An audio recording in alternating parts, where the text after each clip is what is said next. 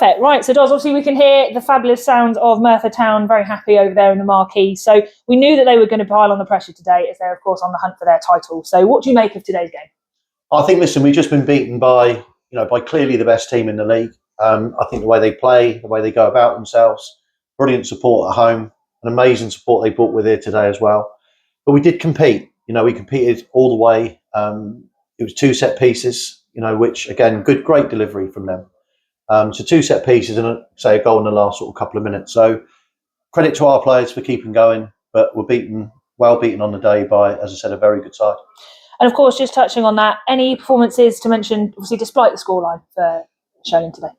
Well, I think from our perspective, it was very important. We said this, especially at half time, if it did get to 3, make sure you really, really stick in there. There's a good crowd here today. I thought it was really important we were competitive.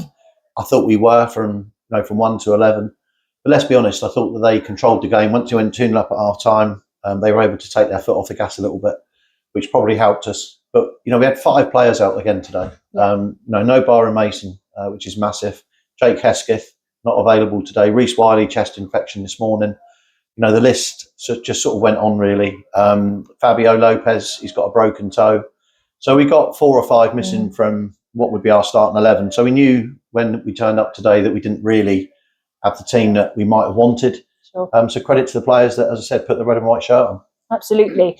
And so just touching on that, how important was the attendance today and the fan support in general? Of course, we've had some great names. We've Phil Campion here today, Ryan Garner as well. Obviously, chatting to myself pre-game was fantastic and showing off his belts to the crowd. So how important is that to you and the team? I think the support this season, I saw the other week that we're one of the highest rise in attendances. We've gone from probably 200 to over 500 now with today's crowd, nearly 750 here today. And this is what we're trying to achieve. I think with the 3G coming in next season and, hundreds and hundreds of more kids and parents coming up here, we want this atmosphere every game. So that's what the aim is, try and get 700-800 every week, be the best community club we can be, sure. But also try and reach their standards somehow. They've got an exceptional way of playing, which I really like. And they've just got good players from 1 to 11. And I think the credit today in the interview has to go to Paul Michaels, the manager.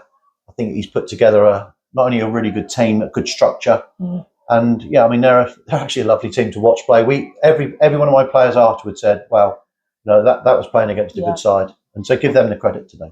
Sure.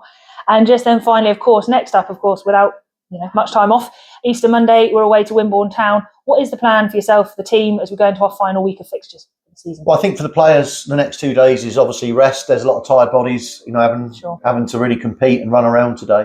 And like I said, we are down to the very, very bare bones. So listen, technically we still need a point. So that's still very much in our minds. We have to compete on Monday. We have to compete against Bracknell on Saturday.